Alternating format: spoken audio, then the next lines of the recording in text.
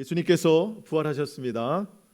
내 모든 죄를 대신하여 십자가에 달려 죽으시고 또 약속하신 대로 사흘 만에 다시 살아나셔서 부활의 첫 열매가 되셨습니다.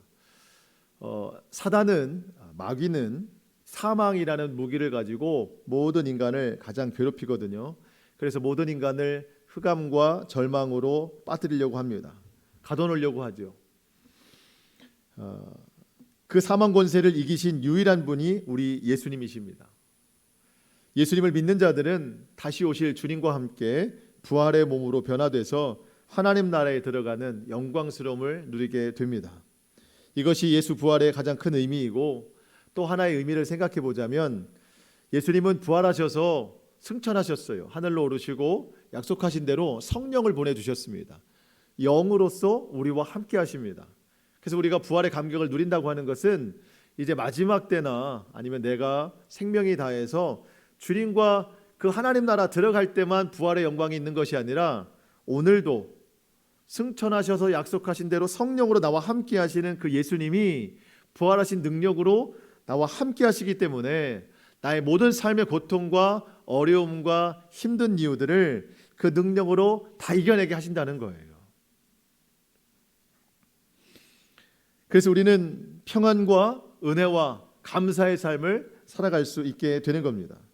이 시간 함께 예배하는 우리 모두 위에 그 주님의 부활의 영광, 소망, 능력이 충만하게 임하시기를 축복합니다. 오늘 본문을 통해서 우리는 예수님 부활을 믿는 사람들의 삶이 어떠해야 되는지, 사실 부활의 메시지라기보다도 주님이 살아나신 자체가 우리에게는 메시지예요. 그 부활의 능력을 믿고 우리가 어떠한 결단 가운데 살아가야 되는지를 한번 알아보고 새롭게 변화되는 시간이 될 수 있기를 소망합니다.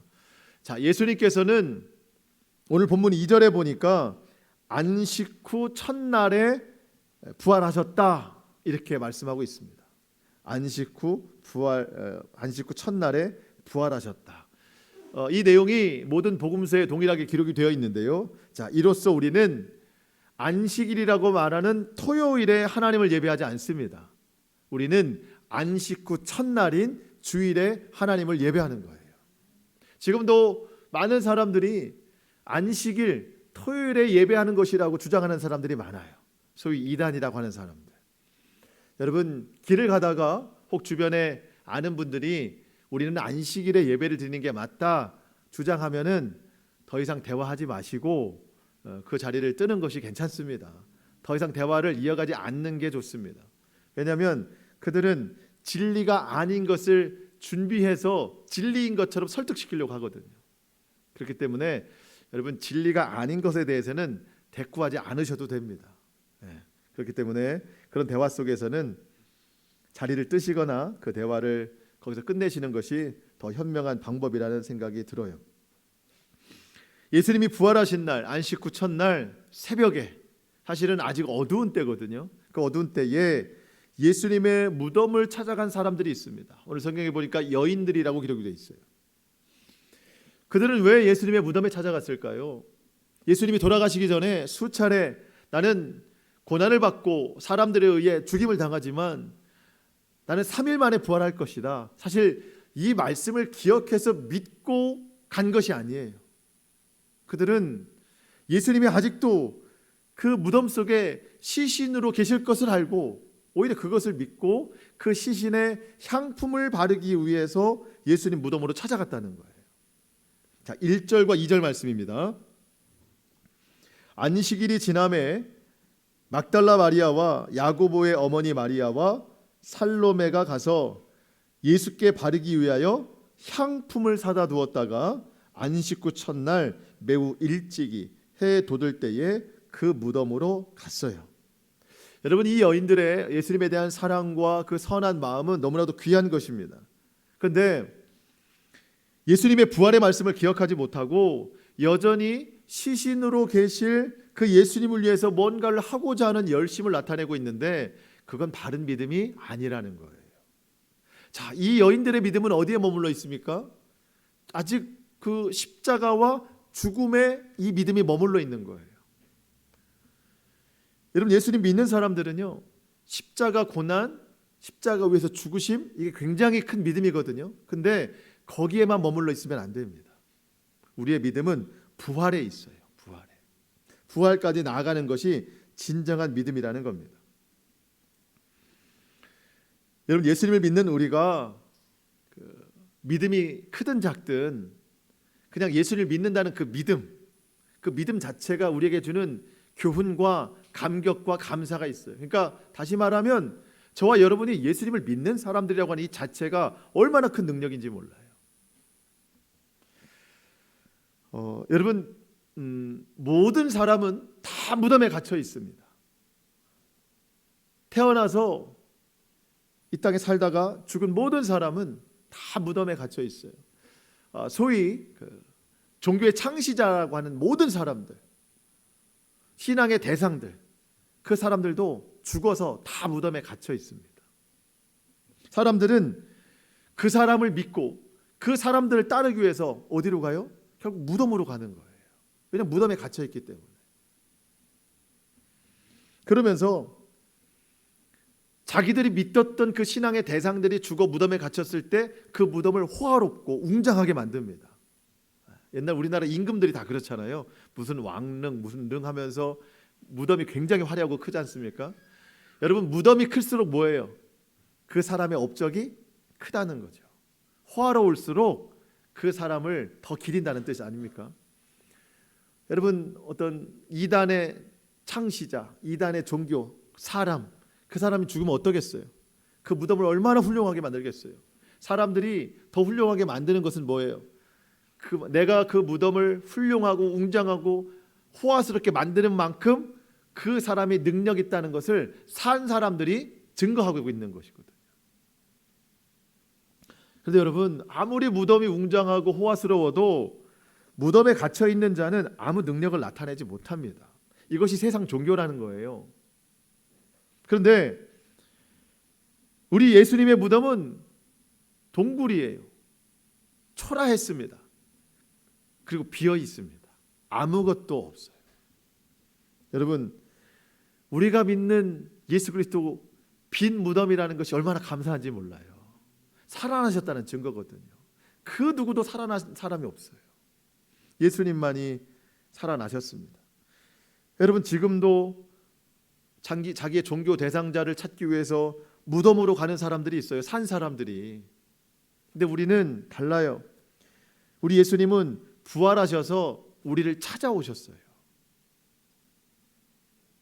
그 예수님의 비어있는 초라한 무덤이 우리에게 얼마나 감사한 일이고 그 자체로도 얼마나 큰 능력인가 우리가 깨달을 수 있어야 되겠습니다. 내가 믿는 예수님은 죽은 자 가운데서 살아나셔서 지금도 나와 함께 하시는 전능하신 하나님이십니다. 그 예수를 믿고 있다는 것 감사하고 또 그 믿음의 능력대로 살아갈 수 있기를 축복합니다. 그 예수님이 묻혀 있다고 하는 그 무덤, 여인들이 가면서 한 가지 걱정이 있었습니다. 이스라엘의 무덤은 우리랑 달라요. 우리는 산소처럼 되어 있는데 지금은 또 그 모양도 또 없죠. 이스라엘의 무덤은 동굴이에요. 동굴 속에 가둬놓고 그 동굴의 문을 큰 돌로 가려놓는 건데 지금 여인들이 서너 명 가고 있거든요.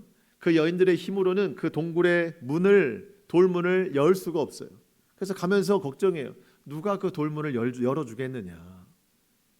3절과 4절입니다. 서로 말하되 누가 우리를 위하여 무덤 문에서 돌을 굴려주리요 하더니 눈을 들어본즉 벌써 돌이 굴려져 있는데 그 돌이 심히 크더라. 여러분, 이 여인들의 믿음은 귀하지만 아직 부활을 믿지 않잖아요. 여러분, 부활을 믿지 못하는 믿음이 이런 경우예요. 예수님을 믿는다고 하면서 구원, 부활을 믿지 못하면 늘 근심이에요. 늘 두려움인 거예요. 이런 근심 걱정은 믿음이 없는 한 계속될 수밖에 없습니다. 하나님은 그래도 그들의 그 선한 마음을 보시고 긍휼히 여겨주셔서 돌을 굴리게 하셨어요. 천사를 통해서 그 돌문을 열어주셨습니다. 예수님 부활하셨는데 그 부활하신 그 모습 자체가 이 여인들에게 주시는 메시지가 있거든요. 이 여인들이 지금 뭘 갖고 가고 있죠? 향품을 가지고 가고 있어요. 향품. 3일이 된, 예수님 돌아가신 지 3일이 된 그 시간에 향품을 가지고 간다는 것은요, 이미 시신이 부패되어 가고 있다는 것을 알고 그 부패되어 가고 있는 것을 이 향품으로 닦아내고 그 악취 나는 것에 대한 냄새를 향기로 바꾸려고 하는 거예요. 이미 그 썩어져 가고 있음을 알고 그거를 이제 향기로 바꾸자는 의도입니다. 예수님께서 부활하신 목적 중에 하나, 이들에게 교훈을 주시는 것은요, 첫 번째, 예수님은 향품이 필요 없다는 거예요. 왜? 살아나셨기 때문에. 살아나셨기 때문에.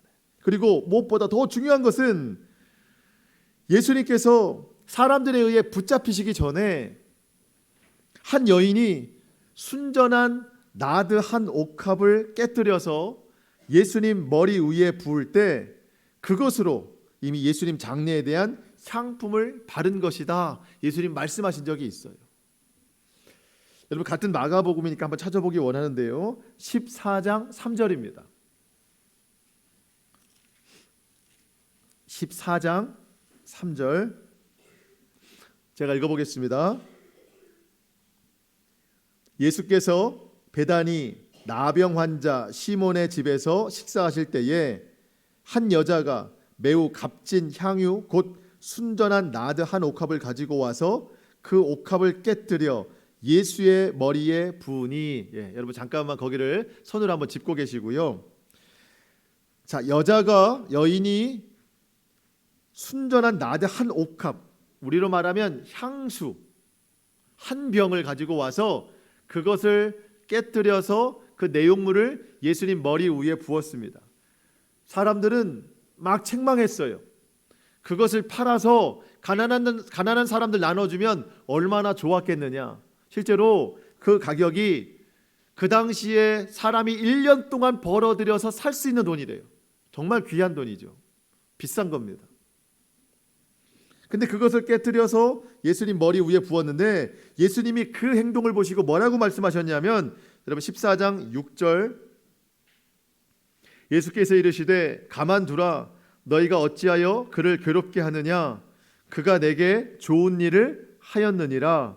가난한 자들은 항상 너희와 함께 있으니 아무 때라도 원하는 대로 도울 수 있거니와 나는 너희와 항상 함께 있지 아니하니라. 자, 8절 같이 읽겠습니다. 시작. 그는 힘을 다하여 내 몸에 향유를 부어 내 장례를 미리 준비하였느니라. 아멘. 예수님 장례는 언제 준비한대요? 미리 준비하는 거예요.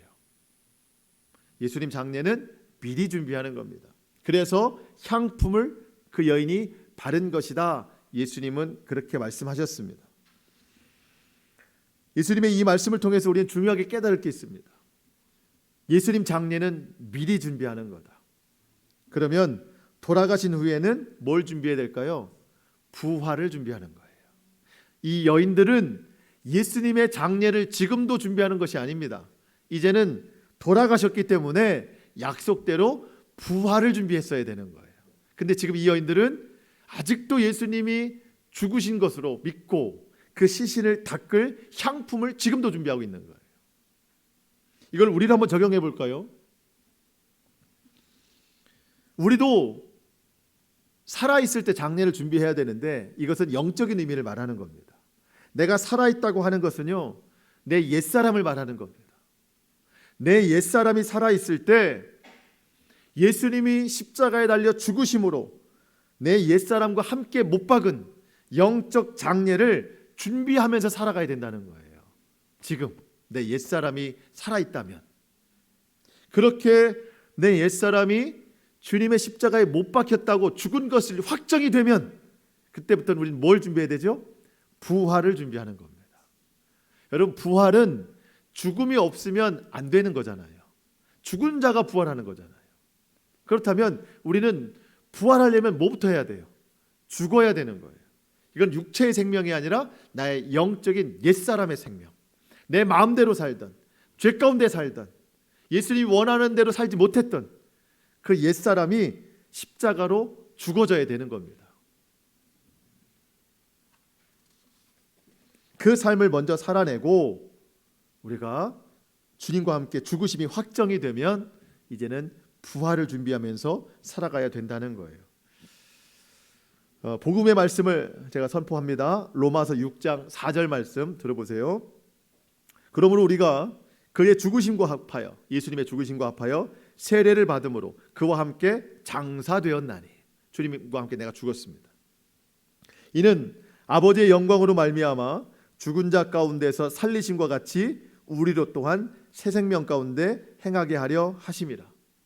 우리가 알거니와 우리의 옛사람이 예수와 함께 십자가에 못 박힌 것은 죄의 몸이 죽어 다시는 우리에게 죄에게 종노릇하지 아니하게 하려 함이니, 이는 죽은 자가 죄에서 벗어나 의롭다 하심을 얻었음이라. 옛사람이 죽은 자만이 부활을 준비할 수 있습니다.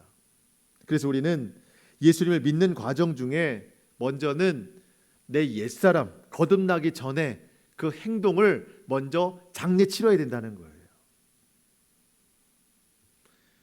그렇게 내 옛사람의 죽음을 실천한 다음에 우리는 부활을 준비하면서 살아가야 됩니다. 자, 그러니까 지금 여러분, 내가 예수님을 제대로 믿고 있다면 내 옛사람이 죽었다는 것을 확신하는 거예요. 아직도 우리가 향품을 준비하여 사는 것이 아닙니다. 이제 우리는 예수님 다시 오실 때 주님과 함께 부활을 준비하면서 이 시대를 살아가야 된다는 겁니다. 오늘 내 믿음의 수준이, 믿음의 단계가 어디인가를 잘 분별하고 순서에 맞게 믿음의 성장, 믿음의 성숙을 잘 이루어갈 수 있기를 주님의 이름으로 축복합니다. 예수님 무덤을 가려놓은 것이라고 생각했던 그 큰 돌이 굴려져 있는 것을 보고 여인들은 놀랐죠. 이 누가 저걸 했나? 첫 번째 놀람이었어요. 두 번째 놀람은 무덤에 들어갔더니 예수님이 안 계세요. 예수님의 시신이 없어요. 두 번째 놀랐어요. 세 번째가 제일 놀랐습니다. 한 청년이 거기 앉아 있는 거예요. 흰 옷을 입고. 얼마나 놀랐겠어요. 계셔야 될 예수님은 안 계시고 한 청년이 거기에 앉아 있었습니다. 자, 5절 말씀입니다. 무덤에 들어가서 흰 옷을 입은 한 청년이 우편에 앉은 것을 보고 놀라매. 6절, 그 청년이 뭐라고 말합니까? 놀라지 말라. 너희가 십자가에 못 박힌 나사렛 예수를 찾는구나. 그가 살아나셨고 여기 계시지 아니하니라. 보라, 그를 두었던 곳이니라. 여러분, 이 청년의 정체는 뭐죠? 천사입니다. 천사. 흰 옷 입은 천사예요. 같은 내용을 담고 있는 마태복음 28장 2절에 주의 천사가 하늘로부터 와서 돌을 굴려냈다. 천사라고 분명히 표기되어 있어요. 역시 같은 내용을 담고 있는 누가복음 24장 4절에 찬란한 옷을 입은 두 사람이 곁에 서 있는지라.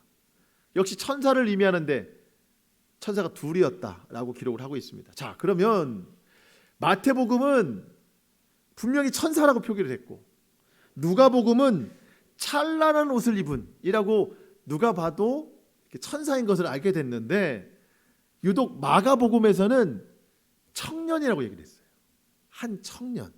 왜 이 마가복음 독특하게 한 청년이라고 표기를 했을까요? 바로 얼마 전에, 오늘 본문이 있기 바로 얼마 전에 똑같은 단어가 나온 적이 있어요. 한 청년. 그러니까 마가는 아마 그런 걸 떠올린 거예요. 지금 오늘 본문 16장을 읽는 사람들이 한 청년이 무덤에 있더라 했을 때 얼마 전에 읽었을 때 바로 직전에 한 청년이라는 단어가 나온 적이 있었는데 하면서 그때를 떠올리게 하는 거예요. 그런데 앞서 나왔던 한 청년과 오늘 본문에 나온 한 청년이 대조를 이루는 거예요. 그래서 이 표현을 썼다고 보는 것이죠. 앞서 나왔던 한 청년은 뭔가요? 여러분 한번 다시 한번 볼까요? 그 14장 51절입니다. 14장 51절. 자, 바로 위에 50절에 보면은요, 제자들이 다 예수를 버리고 도망하느니라. 예수님이 붙잡히는 순간 베드로, 야고보, 요한 다 도망갔어요. 집에서 그 장면을 보던 한 청년이 아니 예수님의 제자들은 비겁하다. 나라도 예수님을 따라야 되겠다. 평상시에 예수님을 알던 한 청년인데 나라도 예수님을 따라야 되겠다. 급한 마음에 옷도 안 입고 그 옷 이불을 하나 걸쳐서 그 예수님 앞에 나갔어요. 문 열고. 그런데 어떻게 됐나요? 51절, 14장 51절. 한 청년이 벗은 몸에 베옷 이불을 두르고 예수를 따라가다가 물에게 붙잡혔어요. 그랬더니 52절, 베옷 이불을 버리고 벗은 몸으로 도망갔어요. 집 안에서 어떤 믿음은 없고 열정만 앞섰어요. 내가 예수님 지켜야 되겠다. 뜻없는 열정으로 지켜보다가 이 혼이불을 두르고 나갔는데 붙잡히는 순간 혼이불까지 버려두고 그냥 주랭랑치는 수치스러운 모습을 당하게 된 거예요. 이 한 청년의 모습이 제자들의 모습이고 어쩌면 오늘 우리의 모습이 아닌가 그렇게 보는 것이죠. 제자들은 예수님이 기적을 베푸실 때는요 한 명도 안 떠났어요. 그 기적의 자리에서 다 있었어요. 예수님이 뭔가 사람들에게 높임 받을 때는요 한 명도 안 떠났어요. 거기에서 자기들도 높임 당하고 싶어가지고. 그러다가 십자가에 죽으시기 위해 붙잡히는 순간 다 도망갔어요.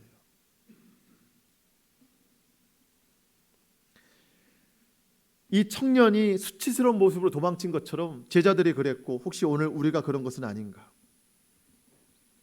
주님께서 우리에게 좋은 것 주실 때는 주님을 떠나지 않지만 주님께서 우리에게 십자가를 내밀면서 너의 십자가를 지고 살아라 할 때 그거를 뿌리치고 도망가는 불순종의 모습은 내게 없는 것인가? 주님이 나의 죄를 대신해 십자가에 달려 돌아가신 것은 너무 감사하고 이렇게 부활하신 것은 너무 기쁜 일인데 그 부활의 주님이 우리에게 오셔서 너도 그 능력을 남들에게 베풀고 살아라, 십자가를 붙들고 살아라 할 때 그게 부담스러워서 불이 나게 도망치는 모습은 내게 없는가? 여러분 그렇게 도망쳤던 그 한 청년의 모습이 이제까지 내 모습이었다면 이제는 오늘 본문에 나오는 이 한 청년의 모습으로 우리가 살아가야 된다는 것이죠. 이 한 청년이 어떤 말을 했죠? 다시 오늘 본문 6절 말씀 16장 6절 청년이 이르되 놀라지 말라 너희가 십자가에 못 박히신 나사렛 예수를 찾는구나. 그는 살아나셨고 여기 계시지 않다. 자 봐라 그를 두었던 곳이니라. 빈자리 아니냐. 그는 살아나셨다. 이 청년이 한 일은 뭐죠? 예수의 부활을 증거하고 선포하는 삶이었어요. 여러분 혹시 모르겠습니다. 이 자리에도 있을 수 있지만 많은 그리스도인들 중에 예수님의 부활을 믿지 못하는 사람이 많아요. 아니 예수님의 부활은 믿지만 내가 부활할 것을 믿지 못하는 사람이 상당히 많습니다.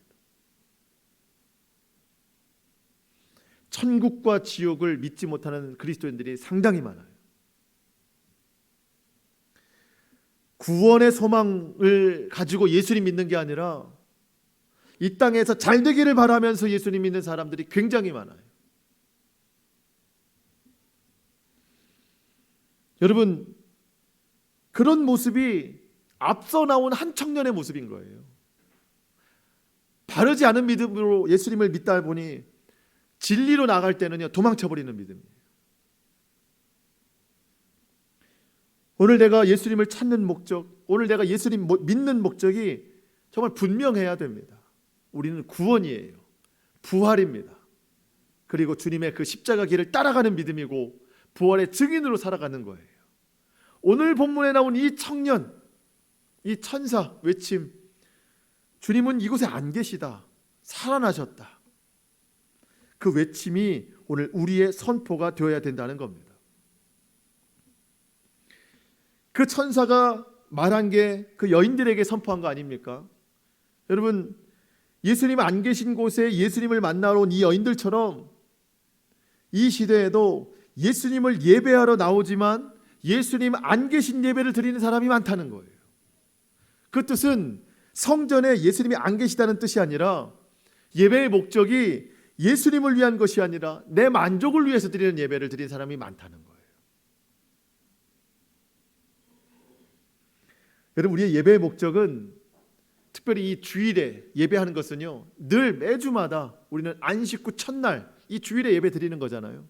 늘 주님의 부활을 기념하는 예배를 드리는 겁니다. 기쁨과 감사로, 찬송과 경배로 주님 앞에 모든 영광 올려드리면서 주님이 받으실 만한 예배를 올려드리는 거예요. 그것이 주님과 함께하는 예배입니다. 그런데 그 주님이 우선이 아니라 내가 우선된 예배, 나의 만족을 위한 예배, 내 충족을 위한 예배는 마치 주님이 없는 곳에 찾아간 사람들과 같은 모양으로 드리는 예배가 될 수 있다는 거예요. 예배뿐만 아닙니다. 삶과 믿음도 마찬가지예요. 예수님을 믿는데 예수님 믿지 않는 사람이 너무 많아요.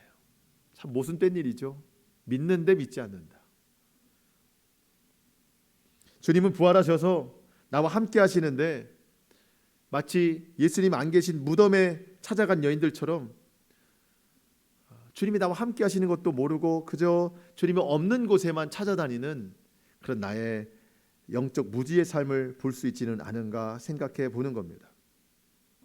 여러분, 내가 먼저 믿음으로 살고 그렇게 살아낼 때에 우리 주변에 믿음 없는 연약한 사람들을 위해서 그 복음을 증거하며 살아갈 수 있어야 된다는 겁니다.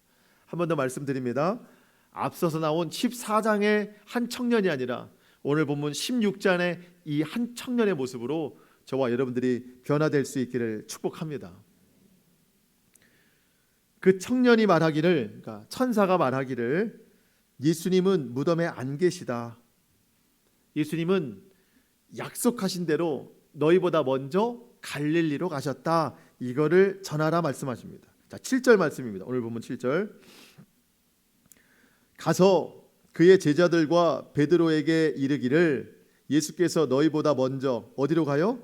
갈릴리로 가시나니 전에 너희에게 말씀하신 대로 너희가 거기서 배우리라 하라 하는지라. 예수님은 사람들에게 붙잡히시기 전에 늘 말씀하셨어요. 나는 죽은 자 가운데 3일 만에 살아나서 너희보다 갈릴리에 먼저 가 있을 것이다. 두 가지 약속하셨어요. 나는 3일 만에 살아난다. 살아난 후에는 어디로 간다? 갈릴리로 간다. 제자들뿐만 아니라 지금 여인들에게도 이 이야기가 계속 이야기되셨습니다. 자, 그러면 그 예수님의 약속의 말씀을 믿는다면 이 여인들은 무덤이 아니라 어디로 가야 돼요? 갈릴리로 갔어야 됩니다.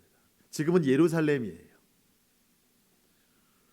다시 갈릴리로 가서 거기서 예수님을 기다리고 있어야 되는 거예요. 근데 그 약속에 대한 것이 무지로 있기 때문에 지금 여전히 무덤 가운데 찾아오고 있는 겁니다. 제가 마지막으로 드리고 싶은 메시지는 이겁니다. 예수님은 왜 갈릴리로 가자고 하셨을까요? 갈릴리는 제자들의 고향입니다. 제자들의 삶의 터전입니다. 그곳에서 살아왔어요. 그곳에서 예수님과 함께 사역했습니다. 자, 지금 머무르는 곳은 예루살렘입니다. 예수님의 부활을 경험한 곳입니다. 결론적으로 보면 예수님의 부활을 경험한 사람들은 삶의 자리로 가서 그 부활을 나타내야 된다는 거예요. 오늘 우리를 한번 적용해 볼까요? 예수님 부활하신 예루살렘, 그 예루살렘은 오늘 우리 예배의 자리입니다. 그리고 먼저 가서 기다리신다고 하는 갈릴리는 우리 삶의 자리예요. 예루살렘에서 부활을 경험한 사람이 갈릴리로 가서 부활을 전하는 것처럼 예배의 자리에서, 오늘 예배의 자리에서 예수님을 만나고 하나님을 만나고 말씀을 듣고 기도한 사람들은요, 이제 삶의 자리로 나가서 그 주님을 전하는 삶을 살아야 된다는 거예요. 우리의 생각에 딱 굳어진 게 뭐냐면 성전에 와서 예배를 시작하고 축도가 끝나면 예배가 끝난다 생각하는 거예요. 여러분, 축도는 끝난 게 아니라 예배가 시작된 것을 알리는 거예요. 예배의 시작은 성전입니다. 예배의 끝은 삶이에요. 성전에서 만난 하나님, 성전에서 들은 하나님의 말씀, 성전에서 올려드린 기도, 이에 합당한 삶을 삶의 예배로 드려야 된다는 거예요. 근데 우리는 예배가 끝나면 믿음도 끝나고 영적 생활도 끝나는 것 같아요. 그래서 하나님과 단절을 이루면서 일주일을 또 살아가요. 다시 와서는 회개밖에 할 게 없어요. 그렇게 늘 일주일 단위로 하나님과 단절된 삶을 살아가니까 우리의 영의 삶이 너무나도 고통스럽고 힘든 것이죠. 자, 여러분, 우리 이제 그 생각을 바꿔야 됩니다. 지금 예배를 시작하고 있는 것이고 예배를 살아내야 되는 겁니다. 삶으로서. 여러분의 갈릴리로 가셔서 그 갈릴리는 가정일 수도 있고 직장일 수도 있고 사람들과의 만남일 수도 있습니다. 그곳에서 오늘 들은 말씀 묵상하고 전하고 사랑을 실천하면서 살아야 된다는 겁니다. 특별히 교회에 와서 여러분 기도 많이 하시잖아요. 여러분 기도의 시작을 교회에서 했다면요, 그 기도의 삶을 갈릴리에서 살아내야 되는 겁니다. 어떤 사람은요, 교회에서는 간절히 기도해요. 하나님 앞에 들어주실 것을 믿고. 근데 성전을 떠나서 삶으로 가면 그 기도한 사람이 맞나 싶을 정도로 정반대의 삶을 살아가요. 여러분, 간절히 기도한 사람은 그 기도한 하나님에 대한 그 신뢰와 믿음에 맞게 삶을 살아내는 겁니다. 그게 기도의 완성이에요. 하나님은 그 모습을 보시고 응답하시는 거예요. 할렐루야. 여러분, 삶이 예배가 되어야 됩니다. 삶이 기도가 되어야 됩니다. 하나님이 그런 사람에게 놀라운 약속을 주셨습니다. 바로 이 말씀이에요. 내가 세상 끝날까지 너와 항상 함께 있으리라. 삶의 예배를 가지고 나가는 사람에게 주시는 약속입니다. 물론 이것은 모든 그리스도인들에게 다 주시는 약속의 메시지이지만 특별히 하나님이 구별하시는 사람들이 있어요. 세상에서 복음의 증인으로 사는 사람들, 삶의 예배를 이어가는 사람들. 그 약속이 마태복음 끝자락에 기록이 되어 있는데요, 여러분 잘 아시는 말씀 제가 선포해 드리겠습니다. 마태복음 28장 18절 이하의 말씀. 예수께서 나와 말씀하여 이르시되 하늘과 땅의 모든 권세를 내게 주셨으니 그러므로 너희는 가서 모든 민족을 제자로 삼아 아버지와 아들과 성령의 이름으로 세례를 베풀고 내가 너희에게 분부한 모든 것을 가르쳐 지키게 하라. 볼지어다 내가 세상 끝날까지 너희와 항상 함께 있으리라 하시니라. 아멘. 하나님은 예수님께 하늘과 땅의 모든 권세를 다 주셨습니다. 그 예수님은 오늘 저와 여러분에게 그 모든 권세를 주시기를 원하신다는 거예요. 근데 아무에게나 주시지 않아요. 복음의 증인으로 사는 사람에게 주신다는 거예요. 이곳에서 예수님 만났으면 삶에서도 예수님 만나기를 원하는 사람에게 하늘과 땅의 모든 권세를 주신다는 거예요. 그 사람은 말씀을 전하는 사람이에요. 가르쳐 지키게 하는 사람입니다. 여러분, 예수님을 전할 때 있잖아요. 우리가 예수님 믿으세요. 마음이 힘드세요? 예수님 믿으세요. 주님이 우리의 마음을 평안케 하실 것입니다. 우리를 구원해 주실 것입니다. 입술로 전하는데 왜 생명력이 나타나지 않을까? 가르쳐 지키게 하라고 그랬거든요. 전하는 것만이 아니라 그 사람이 그렇게 살도록 내가 힘써야 되는데 왜 그게 안 될까? 내가 그 삶을 살아내지 못해서 그런 거예요. 입술로는 말하나 생명력이 없어요. 왜? 내가 그렇게 못 사니까.